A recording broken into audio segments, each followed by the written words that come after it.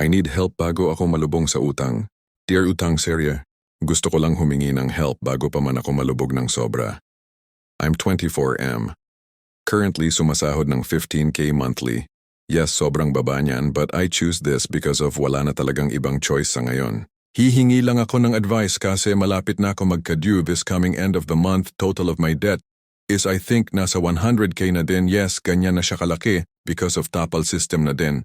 TikTok Pay Later, Sloan, Spay Later, Bilis, Maya Credit, Maya Personal Loan, Clone, Gives, and C-Bank. Lahat yan may utang ako pero hindi naman ganun kalaki monthly nung iba. Nalubog ako last June kasi nag-resign ako without any backup. And dahil sa ayaw kong magka-overdue, umutang ako sa iba para matapalan yung overdues ko. Then July end of the month, nakatanggap naman ako pero ayun di ganun kalaki yung sahod and every 5th and 20th ang sahod. So as of now may papalapit na kong dues and hindi ko na kaya yung monthly.